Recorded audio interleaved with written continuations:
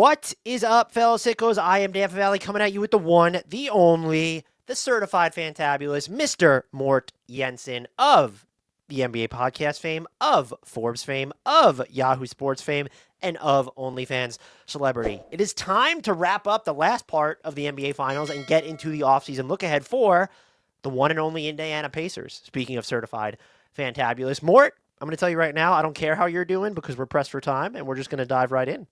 Okay, we got to give the Pacers their flowers. This was just an incredible season from them at a point where around Thanksgiving, a lot of people, myself included, had kind of written them off. I think this will go down as one of the coolest playoff runs of all time. You look at all those shots that Haliburton hit, all those comebacks, the way that they play, the way they adjusted. Rick Carlisle played like 25 guys every single night. It was crazy. And they're still set up. The Tyrese Haliburton, he tore his right Achilles tendon. That's going to have to be a discussion that we're going to get to in a second. But they are still set. Like, they have the ability to let this float for a few more years if they really believe in this core. And the functional depth, I think, we talked about this with the Thunder too. Like, this is a team that I think is very much going to become a trendsetter for how teams are trying to, construct themselves. We know that they always look to, NBA champions, but what the Pacers specifically have, more so than the Thunder, more so than when the Celtics won, you just look at it and say, it feels like mirrorable, mimeable, because it's, Tyrese Haliburton's great. There's not another Tyrese Haliburton, but they feel accessible. And I don't mean that as an insult, but that's why I think they could become an inspiration for teams that are looking to build. But just what are your closing thoughts on the 2024-2025 Indiana Pacers? I think they showed a blueprint that works for these very small teams, small market teams, because they didn't go the route of Thunder where they had a bazillion draft picks, right? They just decided that every single transaction that they made was stellar, was thought through. There was logic, there was cohesion to every single thing that they did. So, it's one of those teams that actually seems to look at the margins and go, hey, we have to win the margins. We have to make sure that whatever deal we make or draft picks that we utilize, that we have to get the most out of it. So attention to detail, it's so important in today's league, and there are so many teams that just don't give a flying fuck about it. The Pacers do, and as a direct result, they found themselves in the finals. And the other thing that I just find interesting or compelling about this team, with the exception of Tyrese Haliburton's acquisition, it feels like pretty much every move they made was either it came with hefty doses of skepticism or was widely panned. Looking at the Siakam trade, his contract, how many people have tried to trade Myles Turner? How many people lampooned the Obi Toppin contract? How many people thought they shouldn't have extended Andrew Nembhard when they did? How many people were like, oh, trade Bennedict Mathurin already? You go down. How many people said that they should stop playing TJ McConnell as many minutes in the NBA Finals at one point? Only one person may have said that, and he might be sitting on your screens at this very moment. And that's just, I think that's why they feel so surprising. When you look at their vitals, and if you watch them for 50-plus games in the regular season, you understood how good they were, and you and I were on record as saying they were the third best team in the Eastern Conference. We thought it was the Celtics, the Cavs, and then the Pacers. Right. But I think because there was this ingrained skepticism into basically everyone on their roster, that probably contributed to them feeling so surprised. Even Aaron Nesmith, we're a year and a half removed from me being nervous when he would dribble on drives, and some people wondering whether they sold too low on Malcolm Brogdon. I actually forgot about that. No, but again, that proves how quickly things can turn when you're in the right environment, right? Nesmith right now, I think we both agree, is a high-end starter. We consider him a high-end starter. The Obi Toppin contract, while sort of expensive, he just gave them what they needed. The scoring, the rebounding, the energy, the athleticism. Andrew Nembhard, something just magically happens whenever the date turns from the regular season to the playoffs, and you want to play him in the playoffs. Siakam is as stellar as ever. McConnell, if they'd won the game last night, could we have argued that he probably should have won Finals MVP? I don't know. That would not have been a bad selection. Mathurin's right there. They have some upsides in Jarris Walker, who unfortunately got injured. Ben Shepherd is a guy I like. Imagine if they suddenly get something out of Johnny Furphy next year and like he becomes a rotation player. Like, Well, yeah, we'll see. Well, yeah, they were just a really fun team to watch, and I think that even though they didn't win the title, the fact that they pushed this historically great Thunder team, when you look at the regular season point differential, to a Game 7, while winning just so many come from behind games, this is one of those playoff runs where, okay, it didn't end in a title, but it feels like it will be tattooed to memory for anyone who was kind of like keeping track of the playoffs, where you won't forget this Pacers team. What you also won't forget, unfortunately, is the Tyrese Haliburton Achilles injury. Everybody knew. I hate that we know it now. Like just when it happens, a player's reaction. But he tore his right Achilles tendon. That was confirmed the day after the finals ended. Next year's likely a wash. He is 25 at this moment, but I'd be fairly surprised if he plays again. I will say they made the trade to get their own 2026 pick back because it saved them a $3.2 million salary slot this coming season by giving up number 23. Having that pick now is a huge deal. Just because if for some reason you're not good or you decide to go through a gap year, there's that huge light at the end of the rainbow. But I think we're going to get into, like what direction they should go. But I think the important thing to remember here is that we can't just view this through next season's lens. Like, yes, Tyrese Haliburton, next year's a wash. Do we expect him just to come back in 2026 and be like one of the very best offensive superstars in the league? I hope so. Maybe. He's young, but like it'll probably take him a little while to regain his footing. And so now you're talking about, no, you don't punt on 26, 27, but you start to ask questions about, well, Myles Turner's a free agent. Like Pascal Siakam is going to be in his like mid 30s-ish at that point, age 32, I believe. Like you have to start now. It's like these uncomfortable questions that you need to start asking that you and I, or at least I've at least talked about it ad nauseum, and you're probably sick of hearing it. Like just the fleeting and fragile nature of these windows, even when you don't think they're going to shut, is just, it's absolute insanity now. Yeah, I mean, look, I wrote about this over at Yahoo here today. It'll probably be up later. Perhaps I'm just too emotional about this at this point because it's so close. I'm just like ready to say gap year. I don't want to blow this to smithereens whatsoever. I think this unit has something special, around it. That said, this was a team that said, oh, we want to go into the tax, or we're willing to go into the tax to keep Myles Turner around. Now you have to wonder out loud, are you still open to doing that? Should you go into the tax? Like, what are there players you might be willing to pivot off of to save money? Like, should you break Obi Toppin perhaps into smaller pieces and then trade those out? Whatever. I want to still maintain the core. I'm willing to take like the gap year and then the year where he returns, where he's probably playing at 60 to 70% capacity, because I don't want this to end. I just don't. I think there's something there, and they play off of one another so goddamn well. I think that's all fair. I'm curious to see if that's going to be the reality. And it kind of starts with Myles Turner as the inflection point. So entering the offseason, the Pacers are about $20 million under the tax, 27.5 under the first apron. Only 11 players, though. And that also does not include new deals for Myles Turner or Isaiah Jackson, who also had his own Achilles injury this year. And they do as just Didn't sort of James Weissman have that as well? Yeah, he did. This is just a really bad year. A really bad year for Achilles overall, but really bad for Indiana specifically. They have all of their own first rounders after 2025 as well, so they could trade up to 4 this summer if they decided, hey, we're not gap yearing it, like we're going to go after somebody. Myles Turner is kind of like the first big one, though. And so they did say they were going to go into the tax to re-sign him. There's been reports that he could command $30 million a year.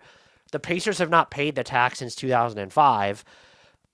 I guess the question is this. Do you think, what's more likely? They just pay the tax as planned, they let him walk, or they re-sign him and then someone else becomes collateral damage so that they could duck the tax? Option B. They let him walk? No. Option B. Is that option C then, where you re-sign him but you let someone else? Sorry, my bad. Yeah, I was like, wow, I was not expecting that one. No, my mistake. You re-sign him. He's such a core piece. Then you figure out who you trade. Like, do you trade high on TJ McConnell? No, not without Hallie, right? I mean, then you just kind of say, okay, let's find a stopgap point guard on the min market and then run Andrew Nembhard as a starting point guard. Man, no, you know what? I don't. This is so stupid to say, but you just made the joke that could he have been Finals MVP. I know. TJ McConnell, in terms of just helping them maintain their offensive identity when it comes to pace and understanding like how to change the cadence of the way they're playing. I don't think with Haliburton you can. I feel like he's like maybe one of the 3 most indispensable players on this team now. Look, you might be right, but okay. So who's the sacrificial lamb? Well, you mentioned like if you believe in Johnny Furphy, like are you revisiting the Obi Toppin well again at that point, or do you just think, hey, Bennedict Mathurin, who we're going to talk about in a minute, he's extension eligible, like coming off that rookie scale. Like, do you consider that? I guess I don't know where the Obi Toppin still feels like maybe it would be the most likely to where you're not wiping his salary off the ledger entirely, but you're getting someone who's cheaper. Other than that, you mentioned TJ McConnell or Bennedict Mathurin. I don't think because a Ben Shepherd, even a Jarris Walker, you don't know enough about him at this point, but I guess if you just took his salary off the books and sent him into Brooklyn's cap space, let's say for a late first-round pick, you could do that, but that's selling really low on what was a top 10 pick 2 years ago. And they like him a lot. Well, and if you do like him a lot, next year is going to be, I would assume, to some extent, a developmental year. Maybe that just increases the likelihood that it's Toppin. Yeah, because he can play the 4. Rick Carlisle told me in Paris that they spent a lot of time like turning him into a 3-man this year, but naturally he is a 4. So if you move off Toppin, presumably you have your combo forward right there in Jarris Walker, ready to play, frankly, a shit ton of minutes. I wouldn't hate it. Like, I would also hate giving up Obi Toppin because I actually think he fits this DNA so well. And he proved like so valuable during the finals to them too. He did. So I would propose this, that you just enter the tax and then you figure it out at the trade deadline based off where you are. Yeah. Because having to make the decision because they have the entire year to get out of it. And we also know that, like, you and I can mention a gap year, but historically that hasn't necessarily been in the Pacers' DNA. Like, this wasn't a roster that was assembled around a bunch of top 10 picks. So I think if you're going to try and be competitive, go into the tax. And if it turns out it's not worth it, then you look at the deadline. Because when we're talking about the margins here, if Turner costs you $30 million, I mean, I guess you're kind of looking at, all right, let's just say they end up $35 million into the tax or something. I mean, not like $15 million. Yeah, all right, that's tough to cut at the trade deadline. I'm not going to lie. I think that would be, but you have players who I guess in theory could fit into like trade exceptions or non-taxpayer mid-levels if you're really looking to duck it. So that could be a little bit harder than I'm laying it out, but it does feel like Turner going to get $30 million though? If he doesn't, it's a lot easier. If he gets 25, I mean that increases your margins for sure. Because what's a number? Can I ask you this? What's a number you would feel comfortable with saying we can shave off that much money at the trade deadline to duck the tax? Like, what's the max number? Like, is it 10 million? Yeah, like 10 to like full MLE money, which is like 14. It feels like those. That's manageable, right? It depends on how the market shakes out, though. Well, it's also they're not. Are they trade? Anyone who's in that price range, everyone they're trading might not have a ton of value, but no one's just like, oh, we don't want that money on our books. Right. So let's go into the Myles Turner stuff, just in terms of like the contract. What do you think is a reasonable number if you can get him below the 30? Is it like 25 even? Doesn't like 4 for 100 feel like right? Yeah, that's 25 even. I'll do that. I would do that, but it's would he? I don't know where that money's coming from on the market. Maybe in sign and trade scenarios, but I just think his archetype. I know he didn't have like the cleanest NBA Finals, but his archetype is so difficult to replace, and he's not super. He's going into his age 29 season, so at 4 years, you're running through his age 32 season. 4 for 120 feels like that might be what it ends up at. Maybe just like a flat rate, like 30 straight. Yeah, or maybe you could front load the first one, but then you're into the tax. So I don't know why you would front load it. Yeah, I think that's a little rich. I do think that's a little rich. Like I would probably feel most comfortable with 25, and like if he really puts up a fight, I could probably go to like 4,108, so 27 per year. Yeah, I guess I'm probably comfortable with 4 for 120. Just that's still under 20% of the salary cap. And the cap is going to increase. So yeah. I think for me, the key with here is keep his salary consistent, like flat. Yeah, it would be not for them because you're going through a gap year. If you weren't so deep, like worrying about the tax, it makes sense to front load it so that he gets cheaper as you get better, but they're just not going to have the flexibility to do that. Aaron Nesmith, extension eligible at 3 years, $64.5 million. That'd be like 8.2% of the salary cap in year one. It would run through his age 31 season. I think if you're the Pacers, you have to offer it, right? If you're Nesmith, are you taking it? Yeah, I think I am. Because the system is also set up for me to be the best version of myself so far. Am I sure to get the same role elsewhere? I'm not really sure. So by taking that deal, I'm optimizing my financial flexibility, and I'm staying in a place where I have a big role, where I get shots, and where I'm vital to the team's success. I don't see why he wouldn't. I'm wondering if would it make sense for him to wait so that he could just sign a longer extension and just lock in more money next summer? I mean, sure. What age would he be there? Let's see. What are we looking at? Well, so this one is going to be taking him through his age 31 season, so he'd be, age 27 next summer? Yeah, that's young enough, right? To go squeeze it if he wants to. I mean, he could. It depends, right? So you know what? It's not a bad idea, because with Hallie out, presumably shots are going to have to be distributed differently. There is a world wherein Nesmith is going to get more shots within the flow of the offense next year.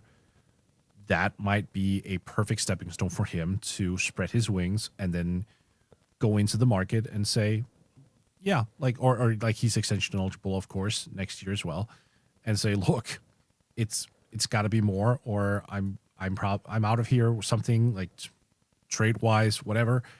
I wouldn't be opposed to him going into next year and then seek that additional year, and then perhaps being open-minded to actually going into the 2027 market as an unrestricted free agent, depending on how he played next year.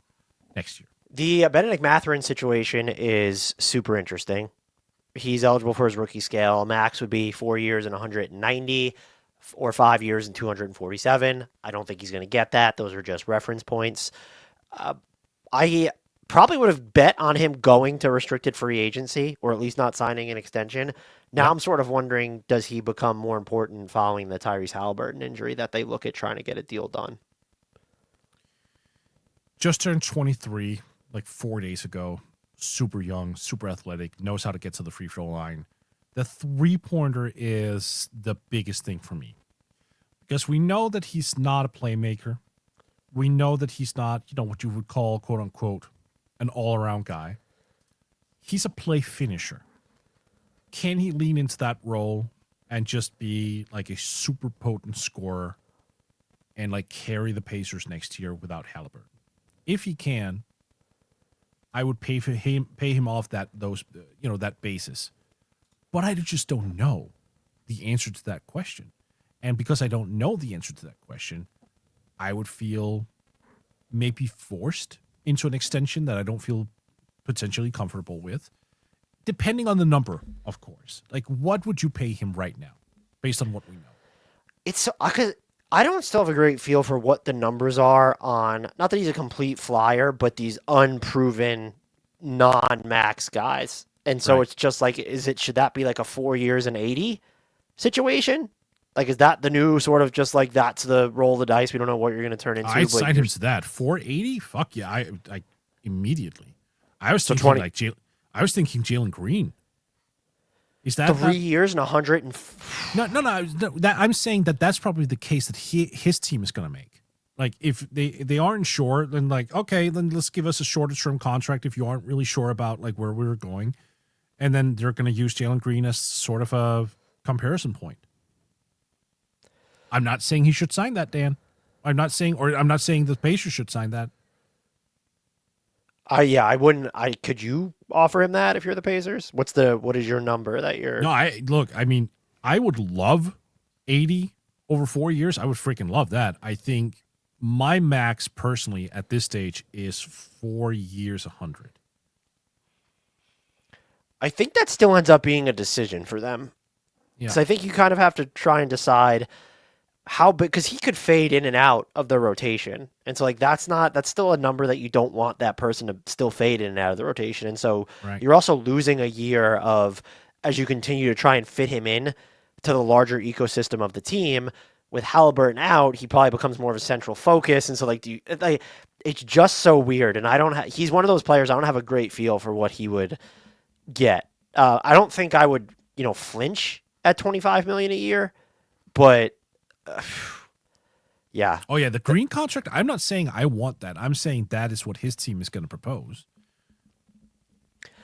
I mean, maybe he gets it, and like that'll be sort of just the proof that this is just what the market is. They're not max players, but they have value, and this is what the market's going to be for those archetypes.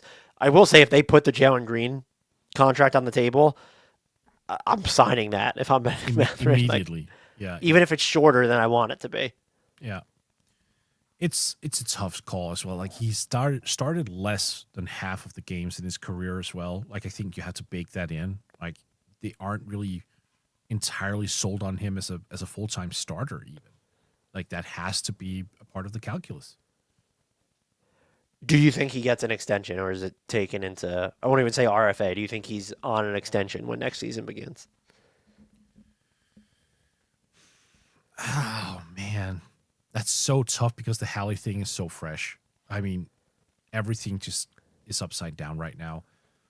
I wouldn't panic if I'm the Pacers. That's probably where I'm at, and I'd be willing to gamble on it. I think he goes into RFA.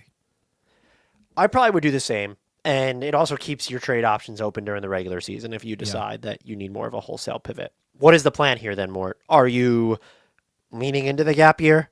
Can you do that with Siakam? Are you confident enough that he's still going to be good enough by the time that Hallie is Hallie again, assuming he gets there? And what do you view as kind of their biggest needs for next season? Because here's the thing. If it's me, I'm going through a gap year, but it's so tough to know what that looks like when you have so many capable players on your roster. And so I'm not saying they need to get a top 5 lottery pick. I'm viewing it more as, okay, like we're still going to kind of try and win, but like I want to develop Jarris Walker. I want to see what we have in Johnny Furphy. If Bennedict Mathurin is still on the team, like let's really try and expand his role, especially with Hallie out. And I think I'm confident enough to where it's like, I don't know how Siakam's game is actually going to age, but like he's in his early 30s. I'm going to try and manage the crap out of this. And if they make it into the playoffs, then so be it. That's when you but I'm going into this season really prioritizing setting myself up for the following year. Yep. Couldn't agree more. I'm playing Siakam significantly less next year. I'm not asking him to coast, but I am telling him that we want to keep you fresh and we want to preserve you long term for when Haliburton is back. We have zero interest in you going out and playing 2,000 plus minutes next year or 2,500 minutes next year. We want to keep your minutes total low. We want to make sure that you are as healthy and fresh when you enter like year 33, your 33rd year. And to his credit, Siakam, though, he always seems to me to be one of those guys who has this team first mentality. I'm sure he will understand the approach and the logic of it. And I also think he will age gracefully because he's just such a finesse guy. Like, yes, he is athletic, but it's not something he relies upon. He relies on footwork. He relies on jump shooting, like the mid-range game. Like, I don't think that's going anywhere. So I'm all in on a gap year, but as you said at the top of the show, is that a realistic expectation? I have no idea. I honestly don't think the Pacers know. It happened less than 24 hours ago, that injury. I think the Pacers themselves are like, fuck. What are we going to do? Like right now, as we're recording this, I'm guessing they're having meetings in Indiana. Like they're probably sitting around a table right now, just throwing out different ideas. And I think the thing with a gap year too is that you do maybe optimize the final 2 years of Siakam's contract that way, where people were kind of worried about the out years on that. And if he goes through a season where his minutes are monitored a little bit more, or he's not making a super deep playoff push, it sets you up nicely. And I think that, yeah, while they might need to, we mentioned the multi-year window now, you can make the call to like, okay, this isn't, we start 2026, doesn't look great. You can pivot from there. You can make trades in season. This isn't a they need to trade Pascal Siakam now, because Right. I'm sure that discussion is coming. All I need for them next year is what you basically said, is lean into the youth. I want Jarris Walker to play 25, 30 freaking minutes a game. I want him to be incorporated heavily into the offense. I want to see Johnny Furphy get more minutes. I'm not saying he should get 30. I want to see him just get minutes. If they keep Bennedict Mathurin, yeah, lean into his scoring. If you're trading off Obi Toppin, see if you can find someone who's younger, like someone who you can actually give minutes to, someone who flies under the radar, someone who you might have liked in a previous draft setting but never got your hands on. Now you have a chance to maybe get that guy via a Toppin trade, put him into the rotation, whoever that player is. Like, trade for Cam Whitmore.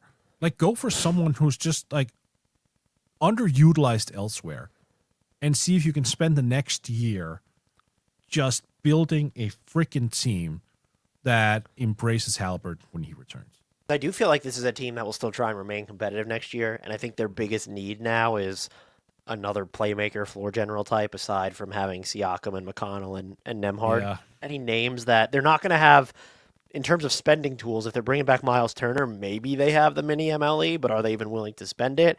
That might be, when you're looking at trades, that might be the thing where it's, okay, we have to give up Obi Toppin or we have to give up Bennedict Mathurin, but it's to get a point guard type in here. I hate this name, but it's just, I don't know what his market is, and that's why I'm just throwing it out there. What is D'Angelo Russell going to make next year? Oh my God. I have no idea. He doesn't, like, is he still a mid-level player? That's, like, I don't even know. He might not be. Can Tyus Jones play the way the Pacers want to play? Oh, that's going straight on my OnlyFans, Dan. I love me some Tyus. I would love that. That's a good one. Do you think he'd be open to taking another mint deal after he just signed one last year? I would assume not, and I'm assuming he'll have at least mini MLE offers. Yeah. He'd be a great stopgap, though. Chris Paul can't really play the way they want to play, or at least doesn't want to. He's getting up there. I think he's Lakers bound too. What about Dennis Schroeder? Assuming that they could figure out how to get him. Yeah, that'd be fun. I'm trying to think if there's any good like trade targets that one, because you don't want to. I mean, I'm at the point where, like, no, you're absolutely not trading a first round pick. What about Ty? Ty Jerome is going to get the full non-tax MLE, because there aren't money out there, right? Like, are there anyone? Yeah. We could throw Scottie Pippen Jr.'s name out again, since that's what we do for every team that needs a point guard. Oh, that's fun. You'll have to trade for him, though. Yeah, and that probably costs you a first-round pick. Right. What about, like, would Aaron Holiday be a good enough stopgap? Like, that's just someone that you could get. Ayo Dosunmu. That's so you trust him to handle some, like, to take on more ball handling responsibilities. Yes, I mean, again, it's an experimental year, so I don't hate it. That's a good name. I love Ayo. Kobe White would work very well if they were willing to give up the assets to get him. I mean, it's the Bulls. I don't even think you need to. Oh, what about, again, matching the money? Those were like Cole Anthony. That'd be fun. I don't love that one. $13 million, and it's okay. So you're definitely sending out Obi Toppin at that point. Yeah. Damn, it's tough. Oh man, they're not a Russell Westbrook team, are they, in free agency? Don't put that evil on them. That's not fair. Spencer Dinwiddie? Again, I'm just looking at, like, that could be someone who would sign for the minimum, right? Oh, are we back in 2022? What options? I mean, I'm working with pennies here when you're looking at free agents specifically. I like Dinwiddie just fine. I just don't think he had a great year. It would probably have to be a Myles Turner sign and trade, and then the Lakers can't even acquire him like that. So I was gonna say Austin Reeves would be just to add him to this roster and like try to juice the offense that way without Hallie, but I think the opportunity cost there would be too high. I'm sticking with Io. I like that one. 7.5 million too. That's not a lot of money. You can find a way to get that in. No, you could definitely figure that out for sure. Malik Monk's probably too expensive. DeMar Is DeRozan Lonzo too Ball expensive. too injury prone? Like, do you even dare? Now, if it's Io and Lonzo and you're sending out like what is it, Top end. $18 million in salary? Yeah, the top end deal. That's interesting. Lonzo is perfect for the style they play. He could probably only give you like 15 minutes a game. Those two would be. I mean, you're that'd be skewing interesting. small at that point, Yeah. but I think you're banking on. All right, or one of these centers that were injured, maybe it's a Wiseman or a Jackson. They're going to come back cheap and healthy, or we could just approximate value at the center position there. That would be fun. That would be We really have fun. to give up the idea of Lonzo Ball in Toronto next to Grady Dick. We've probably also sent Lonzo Ball all sorts of other places. Ooh, do you know what's a good name?